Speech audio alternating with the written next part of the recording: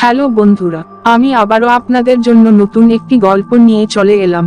বন্ধুরা, যদি গল্পটা ভালো লাগে ভিডিওতে একটা লাইক আর চ্যানেলটিকে সাবস্ক্রাইব করে নেবেন। বন্ধুরা, সাবস্ক্রাইব করতে পয়সা লাগে না, দয়া করে চ্যানেলটিকে সাবস্ক্রাইব করে দিন আর একটি নতুন ফ্যামিলি গড়ে তুলুন। বন্ধুরা, আমি আপনাদের জন্য প্রতিদিন এরকম নতুন নতুন একটা করে গল্প নিয়ে আসব। আসুন এবার গল্প শুরু করা যাক। আজকের গল্পের নাম মেদিনীপুরের নীলকুঠি রহস্য।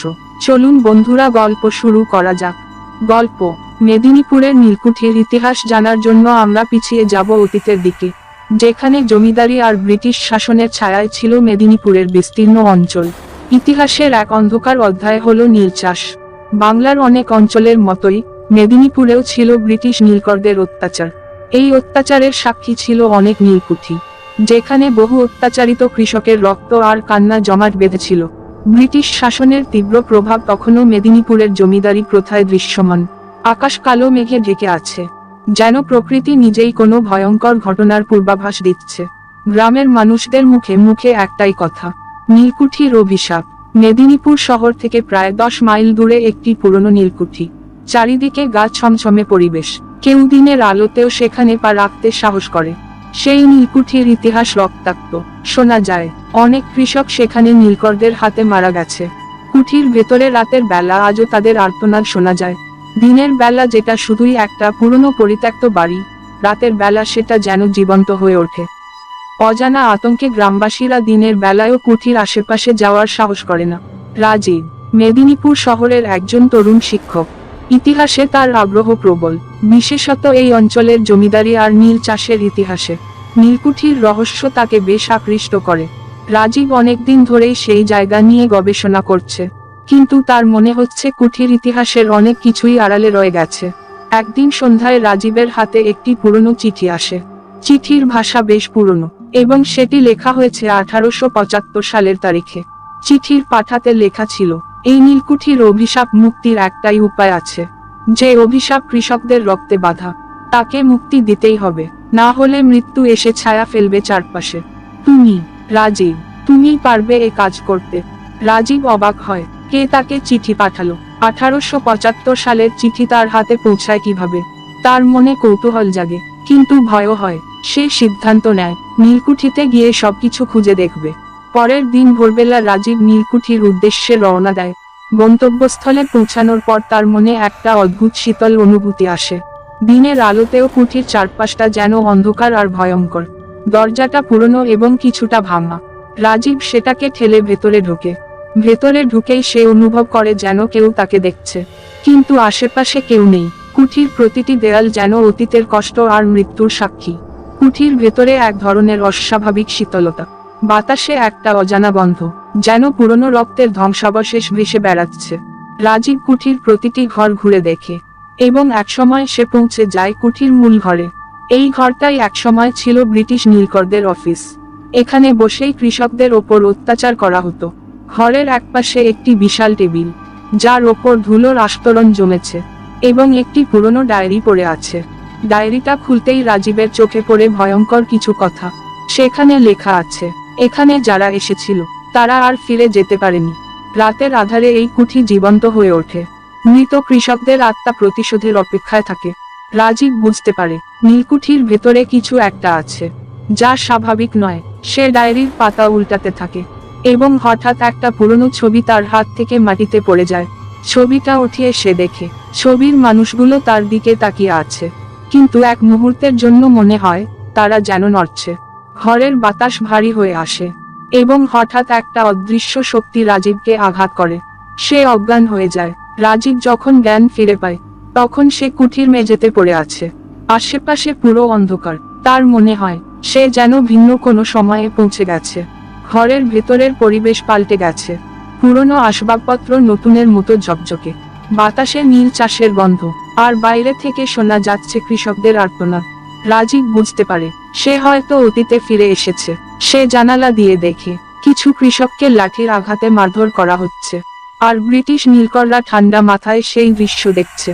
রাজীব চিৎকার করে তাদের বাঁচাতে চায়, কিন্তু তার গলা থেকে কোনো আওয়াজ বেরোয় না। সেই মুহূর্তে সে বুঝতে পারে সে আসলে সময়ের ফাঁদে আটকা পড়েছে। রাজীব চেষ্টা করে বের হতে, কিন্তু প্রতিবারই সে কুঠির ভেতরেই ফিরে আসে। একটা শক্তি যেন তাকে আটকে রেখেছে। তখনই কুঠির ভেতরের এক কোণে তার চোখ পড়ে। সেখানে একটা ছোট্ট ঘর, যেখানে কোনোদিন কেউ ঢোকেনি। রাজীব বুঝতে পারে এই ঘরেই লুকিয়ে আছে রহস্যের মূল চাবিকাঠি। ঘরের ভেতরে ঢুকে রাজীব দেখে একটি পুরনো তামার মূর্তি, যা দেখেই তার গায়ে কাঁটা দিয়ে ওঠে। মূর্তিটার সামনে ছিল একটা বিশাল পাথরের থালা, এবং থালার মধ্যে লালচে কিছু দাগ। রাজীব বুঝতে পারে এই জায়গাটাই ছিল সেই নিষ্ঠুর বলির স্থান, যেখানে নীলকররা কৃষকদের জীবন বলি দিত। মূর্তিটার সামনে পড়ে থাকা একটি পুরনো চাবি দেখে রাজীবের মনে হয় এই চাবিটাই তাকে মুক্তি দিতে পারে। রাজীব চাবিটা তুলে নেয় এবং অনুভব করে যেন পুরো কুঠিটা কাঁপতে শুরু করেছে। মাটির নিচ থেকে শোনা যাচ্ছে মৃত আত্মাদের আর্তনাদ। সে ছুটে গিয়ে মূল দরজাটা খোলার চেষ্টা করে, কিন্তু দরজা আটকে আছে। হঠাৎই একটি অদ্ভুত আলো কুঠির ভেতর ছড়িয়ে পড়ে।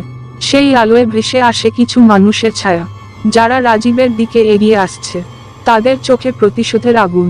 রাজীব বুঝতে পারে তাদের প্রতিশোধের আগুন নেভাতে হলে তাকে সত্যের মুখোমুখি হতে হবে। সে কুঠির ভেতরের একটি প্রাচীন পাথরের ফলক দেখতে পায়, যেখানে লেখা আছে, যারা এখানে প্রাণ দিয়েছে তাদের আত্মা শান্তি পাবে না, যতদিন না সত্য প্রকাশিত হয়। এই নীলকুঠি অভিশপ্ত। মুক্তি দাও আমাদের। নীলকরদের রক্তই একমাত্র আমাদের মুক্তির পথ। রাজীব তখনই বুঝতে পারে তাকে ব্রিটিশ নীলকরদের অতীতের পাপের সম্মুখীন হতে হবে। রাজীব যখন প্রাচীন পাথরের ফলকের লেখাগুলো পড়তে শুরু করে, তখন কুঠির ভেতরকার বাতাসে অদ্ভুত এক পরিবর্তন ঘটে। আশেপাশে শোনা যায় অশরীরী কণ্ঠস্বর, যেন বহু কৃষকের আত্মা প্রতিশোধের অপেক্ষায়। রাজীব বুঝতে পারে কুঠির অভিশাপ ভাঙতে হলে তার সামনে একটি কঠিন কাজ রয়েছে। কুঠির ভেতরের প্রতিটি ইটার পাথরে ভয়ের গল্প লেখা আছে। সেই ভয়কে জয় করতে হবে।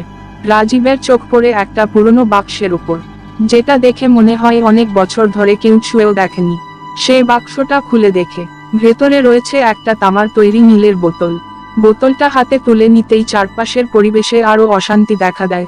কৃষকদের আর্তনাদ আরো স্পষ্ট হয়ে ওঠে। বোতলের ভেতর থেকে একটা পুরনো নথি বের হয়।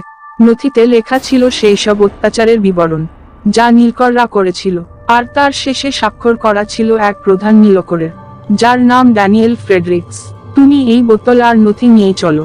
কণ্ঠটা আবার শোনা গেল, এটাই সেই প্রমাণ যা আমাদের মুক্তি দিতে পারবে। এগুলো প্রকাশ করো, আর দুনিয়া জানুক কিভাবে আমাদের হত্যা করা হয়েছিল।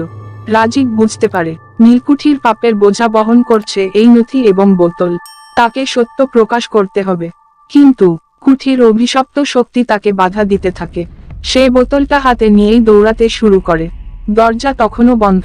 এক মুহূর্তের জন্য তার মনে হলো সে এই ভৌতিক কুঠি থেকে কখনোই বের হতে পারবে না, কিন্তু তারপরে সেই তামার চাবির কথা মনে পড়ে।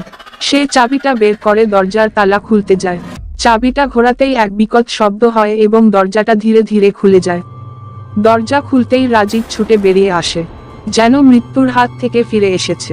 নীলকুঠির বাইরে এসে সে হাত ছেড়ে বাঁচে, কিন্তু তার কাজ এখনো শেষ হয়নি। বোতল আর নথি হাতে নিয়ে সে মেদিনীপুর শহরে ফিরে যায়। রাজীবের সংগ্রহ করা নথি আর প্রমাণ স্থানীয় পত্রিকায় ছাপানো হয়। সেই নথি প্রকাশিত হতেই চারদিকে সাড়া পড়ে যায়। সবাই জানতে পারে মেদিনীপুরের নীলকুঠির পেছনের সেই ভয়ঙ্কর ইতিহাস। নীলকরদের অত্যাচারের কাহিনী এতদিন পরেও কৃষকদের অন্তরে বেঁচে ছিল, এবং এই প্রকাশের মাধ্যমেই তাদের আত্মা অবশেষে শান্তি পায়। নীলকুঠির ভৌতিক ঘটনার কথা ধীরে ধীরে মানুষের মুখে ছড়িয়ে পড়ে। কুঠির অভিশাপ মুক্তির পর সেই ভয়ঙ্কর কণ্ঠস্বর আর শোনা যায় না। কুঠি পুরনো হয়ে ভেঙে পড়ে, কিন্তু তার পেছনের ইতিহাস আজও মেদিনীপুরের মানুষের কাছে গল্প হয়ে বেঁচে আছে। রাজীব, যিনি এই রহস্য উদ্ঘাটন করেছিলেন, ইতিহাসের পৃষ্ঠায় নিজের নাম লিখে ফেলেন। তবে গল্প এখানেই শেষ নয়। অনেক বছর পর মেদিনীপুরে একদল গবেষক পুরনো ইতিহাসের খোঁজে আসে। তারা খুঁজে পায় সেই নীলকুঠির ধ্বংসাবশেষ। আর সেখানেই এক সন্ধ্যায় এক গবেষক শুনতে পায় এক অদ্ভুত কণ্ঠস্বর, তোমাদের কাজ এখনো শেষ হয়নি, আমাদের পুরোপুরি মুক্তি এখনো মেলেনি। গবেষকেরা এই কণ্ঠস্বরের মানে বুঝতে পারেনি। হয়তো নীলকুঠির অভিশাপ পুরোপুরি মোছা যায়নি, হয়তো অতীতের কিছু পাপ আজও মেদিনীপুরের আকাশে ভেসে বেড়াচ্ছে। নীলকুঠি ধ্বংস হয়ে গেলেও তার ভৌতিক ছায়া মেদিনীপুরের মানুষের মনে আজও বিরাজমান। অতীতের ছায়া থেকে মুক্তি পাওয়ার জন্য আজও হয়তো কারো অপেক্ষা রয়ে গেছে। বন্ধুরা, গল্প শেষ। গল্পটা কেমন লাগলো কমেন্টে লিখে জানাবেন। আর কে কোন জায়গা বা কোন দেশ থেকে ভিডিওটা দেখছেন সেটাও কমেন্টে লিখে জানাবেন। আমি একটু দেখতে চাই যে আমার ভিডিওটা কে কোন দেশ বা কোন জায়গা থেকে দেখছে। তো বন্ধুরা, আজকের মতো বিদায়। আবারও দেখা হবে নতুন কোন গল্প নিয়ে। বিদায় বন্ধুরা।